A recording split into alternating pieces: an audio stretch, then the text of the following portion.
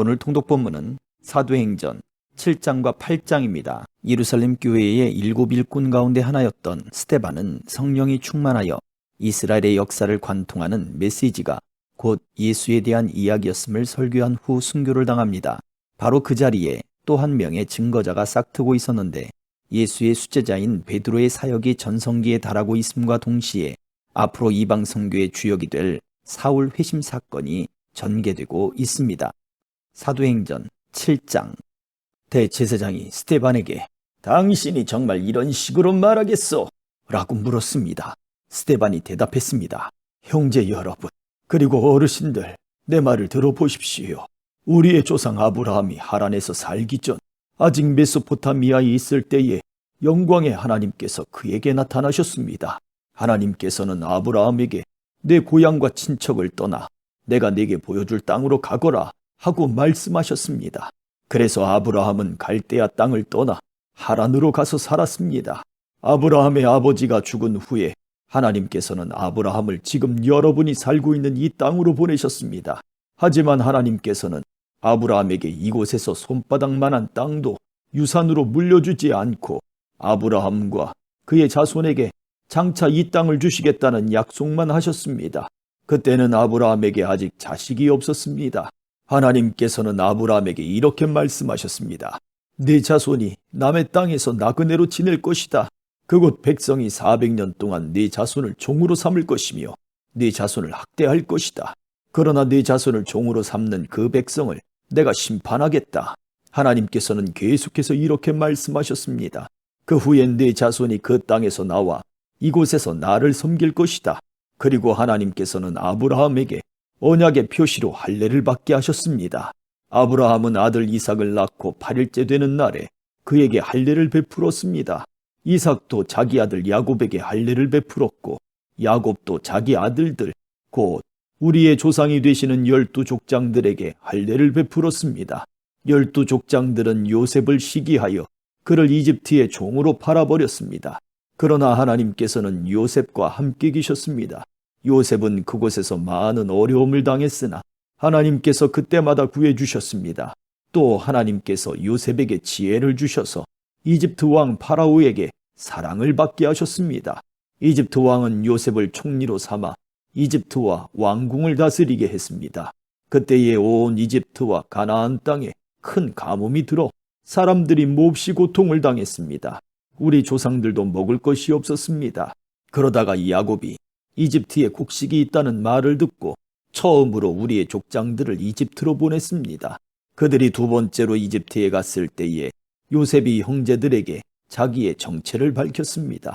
이집트 왕 파라오도 요셉의 가족에 대해 알게 되었습니다. 이 일이 일어난 후 요셉은 형들을 보내어 자기 아버지 야곱과 식구 75명 전부 이집트로 모셔오게 했습니다.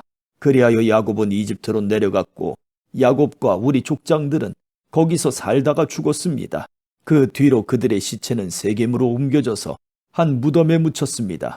그 무덤은 아브라함이 돈을 주고 세겜에 사는 하몬의 자손에게서 산 무덤입니다.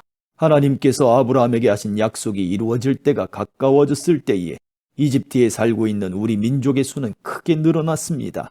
그러다가 요셉을 알지 못하는 새 왕이 이집트를 다스리기 시작했습니다. 이 왕은 교묘하게 우리 백성을 속였고 우리 조상들을 학대하여 갓난아기들을 내다버려 죽이라고 명령을 내렸습니다. 이 시기에 모세가 태어났습니다. 모세는 평범한 아기가 아니었습니다. 모세의 부모는 그를 3달 동안 집에서 숨겨 길렀습니다. 그러나 더 이상 숨길 수가 없어서 모세를 밖에 내다버리자 파라오의 딸이 모세를 데려다가 자기의 아들로 삼아 길렀습니다. 모세는 이집트 사람들의 모든 지혜를 배워 말에나 행동에서 뛰어난 능력을 나타냈습니다. 모세가 40세가 되었을 때 그는 자기 동족인 이스라엘 백성을 돌봐야겠다는 마음이 들었습니다. 모세는 어떤 이스라엘 사람이 이집트 사람에게 억울한 일을 당하는 것을 보았습니다. 그는 이스라엘 사람을 보호하려고 이집트 사람을 때려 죽여 원수를 갚아주었습니다. 모세는 자기 동족들이 하나님께서 자기를 사용하여 그들을 구원해 주신다는 것을 깨달을 것이라고 생각했습니다.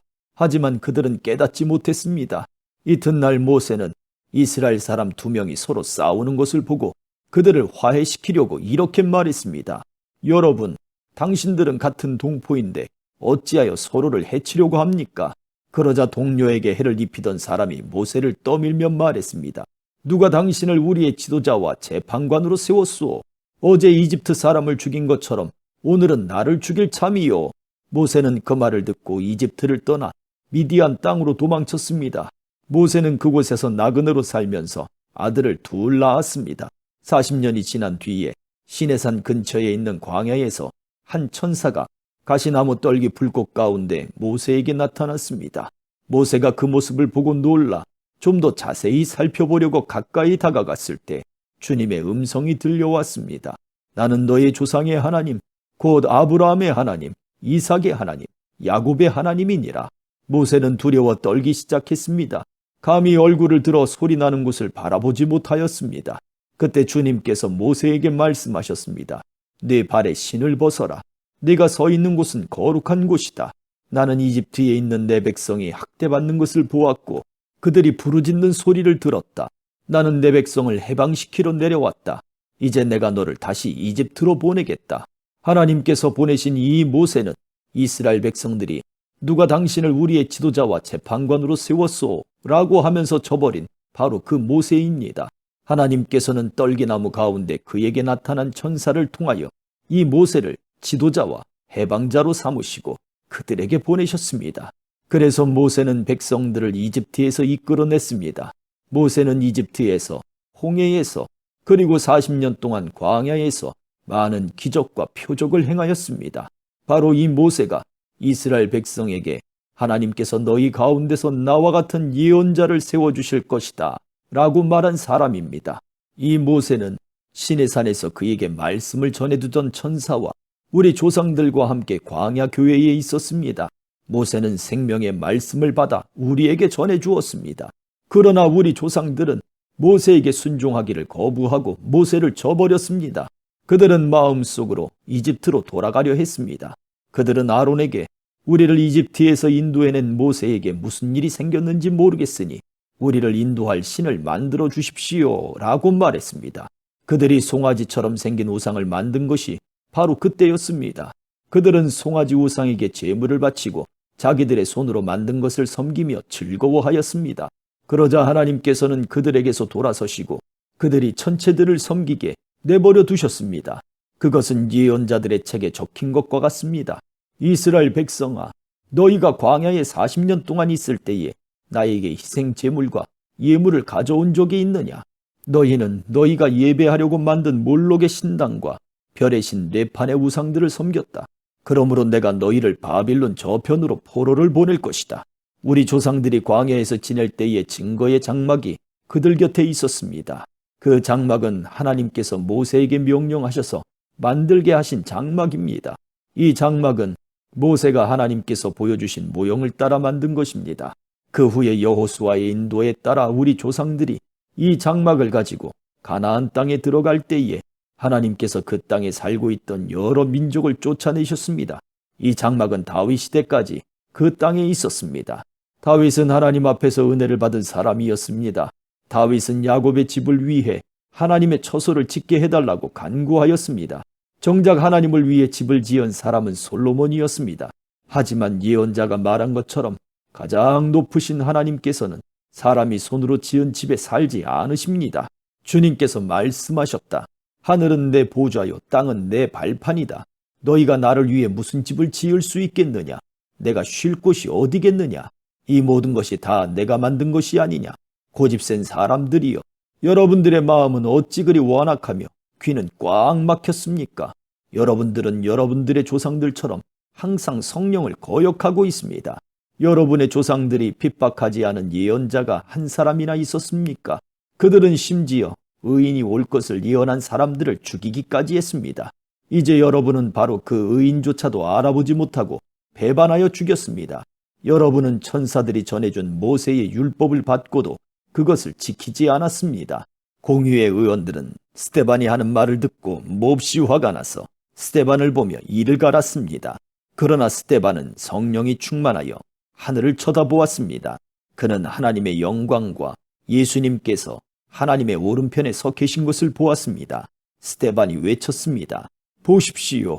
하늘이 열리고 하나님의 오른편에 인자가 서 계신 것이 보입니다. 그러나 사람들은 귀를 막고 큰 소리를 지르며 모두가 스데반에게 달려들었습니다. 그들은 스데반을 성 밖으로 끌고 나가서 그를 향하여 돌을 던졌습니다. 증인들은 자기들의 옷을 벗어 사울이라는 젊은이의 발 앞에 놓았습니다. 사람들이 스데반을 돌로 칠 때 스데반은 주 예수님, 내 영혼을 받아주십시오 라고 기도했습니다. 스데반은 무릎을 꿇고 큰 소리로 주님, 이 죄를 이 사람들에게 돌리지 마십시오 라고 외쳤습니다. 이 말을 하고 스데반은 잠들었습니다. 8장. 사울은 스데반이 죽임당한 것이 마땅하다고 생각했습니다. 그날에 예루살렘 교회에 큰 박해가 시작되었습니다. 사도들을 빼고는 모든 믿는 사람들이 유대와 사마리아 지방으로 흩어졌습니다. 경건한 사람들이 스데반을 묻어주고 그를 생각하며 통곡하였습니다. 한편 사울은 교회를 없애버리려고 집집마다 찾아다니면서 남자든 여자든 닥치는 대로 끌어내어 감옥에 넣었습니다. 흩어진 사람들은 어디를 가든지 하나님의 말씀을 전했습니다. 빌립은 사마리아 성으로 가서 그곳 사람들에게 그리스도를 전파했습니다. 사마리아 사람들은 빌립이 하는 말을 듣고 그가 행하는 기적을 보자 한 마음으로 빌립의 말을 귀담아 들었습니다. 이는 그가 악한 귀신에 사로잡힌 사람들에게서 그 귀신들을 쫓아냈기 때문입니다. 귀신들은 큰 소리를 지르며 몸에서 빠져나갔습니다. 빌립은 중풍에 걸린 사람과 다리 저는 사람들도 많이 고쳐주었습니다. 사마리아 성에는 큰 기쁨이 넘쳤습니다. 사마리아 성에 시몬이라는 사람이 있었습니다. 빌립이 사마리아에 오기 전만 해도 시몬은 성에서 마술을 하면서 사람들을 놀라게 하기도 하고 스스로 위대한 인물이라고 하면서 잘난 체하던 사람이었습니다. 낮은 사람에서부터 높은 사람에 이르기까지 모두 이 사람이야말로 큰 능력으로 알려진 하나님의 능력을 받은 사람이다 라고 소리를 지르곤 했습니다. 시몬은 백성의 관심을 한몸에 받던 사람이었습니다. 시몬이 오랫동안 마술로 사람들을 놀라게 했기 때문에 사람들이 그를 따랐습니다. 그러나 빌립이 그들에게 하나님의 나라와 예수 그리스도의 이름에 관한 복음을 전하자 남자, 여자 할 것 없이 다 빌립의 말을 믿고 세례를 받았습니다. 시몬도 믿고 세례를 받았습니다. 그는 빌립을 따라다니며 빌립이 일으키는 표적과 큰 능력을 보고 놀랐습니다. 사마리아 사람들이 하나님의 말씀을 듣게 되었다는 소식을 듣고 예루살렘에 남아있던 사도들은 베드로와 요한을 그들에게 보냈습니다. 사마리아에 도착한 베드로와 요한은 사마리아 사람들이 성령을 받게 해달라고 기도했습니다. 이는 그들이 주 예수님의 이름으로 세례만 받았을 뿐 아직 그들에게 성령이 내려오시지는 않았기 때문입니다. 두 사도가 그들에게 손을 얹자 사마리아 사람들이 성령을 받았습니다. 시몬은 사람들이 손을 얹자 성령이 내려오시는 것을 보고 사람들에게 돈을 주면서 이런 권능을 내게도 주셔서 내가 손을 얹는 사람도 성령을 받을 수 있게 해주십시오 라고 말했습니다. 베드로가 그에게 대답했습니다. 그대가 하나님의 선물을 돈으로 살 수 있다고 생각했으니 그대는 돈과 함께 망할 것이요. 그대의 마음이 하나님 앞에서 바르지 못하니 그대는 이 일을 우리와 함께 할 수 없소. 그대는 이 악한 생각을 회개하고 주님께 기도하시오. 그러면 그대 마음속에 품고 있는 이런 생각을 주님께서 용서해 주실지도 모르오. 내가 보니 그대는 악한 뜻을 품고 있으며 죄에 사로잡혀 있어. 그러자 시몬이 대답했습니다. 두 분이 하신 말씀이 제게 일어나지 않도록 저를 위해 기도해 주십시오. 베드로와 요한은 주님의 말씀을 증언하고 전한 뒤에 예루살렘으로 돌아갔습니다. 그들은 돌아가는 길에도 사마리아의 여러 마을에 들러 복음을 전했습니다. 주님의 천사가 빌립에게 말했습니다. 일어나 예루살렘에서 가사로 내려가는 남쪽 길로 가거라. 그 길은 광야길이다. 빌립이 일어나 가다가 길에서 에티오피아 사람 하나를 만났습니다. 그는 에티오피아의 여왕 간다게의 높은 관리로서 여왕의 재정을 맡은 사람이었는데 내시였습니다. 그는 예루살렘에 예배드리러 왔다가 본국으로 돌아가는 길이었습니다. 그는 마차에 앉아서 예언자 이사야의 글을 읽고 있었습니다. 성령이 빌립에게 저 마차로 가까이 가거라 하고 말씀하셨습니다. 빌립이 달려가서 그 사람이 예언자 이사야의 글을 읽고 있는 것을 듣고 지금 읽고 있는 것을 이해하십니까? 라고 물었습니다. 그는 가르쳐주는 사람이 없는데 제가 어떻게 이해할 수 있겠습니까? 라고 대답했습니다. 그는 빌립에게 마차에 올라 자기 곁에 앉으라고 부탁했습니다. 그가 읽던 성경 구절은 이것이었습니다. 그는 도살장으로 가는 양처럼 끌려갔다. 털을 깎는 사람 앞에 있는 양처럼 잠잠했으며 입을 열지 않았다. 그는 모욕을 당하고 바른 재판을 받지 못했으니 누가 감히 그의 후손에 대해 말할 수 있단 말인가? 이 땅 위에서 그의 삶은 끝났다. 에티오피아 내시가 빌립에게 물었습니다. 이 말은 누구를 두고 한 말입니까? 예언자 자신을 두고 한 말입니까? 아니면 다른 사람을 두고 한 말입니까? 빌립이 입을 열어 이 성경 구절로부터 시작해서 그 사람에게 예수님에 관한 복음을 전했습니다. 그들이 길을 가다가 물이 있는 곳에 이르자 내시가 말했습니다. 보십시오, 여기 물이 있습니다. 제가 세례를 받는데 장애될 만한 것이 있습니까? 내시는 마차를 세우게 했습니다. 빌립은 내시와 함께 물로 내려가 그에게 세례를 베풀었습니다. 그들이 물에서 올라오니 주의 영이 순식간에 빌립을 어디론가 데려가셨습니다. 내시는 빌립을 다시 보지 못했습니다. 하지만 그는 기쁨에 차서 가던 길을 계속 갔습니다. 빌립은 아소도라는 성에 나타나 거기에서부터 가이사랴에 이르기까지 온 마을을 다니면서 복음을 전했습니다. 아멘.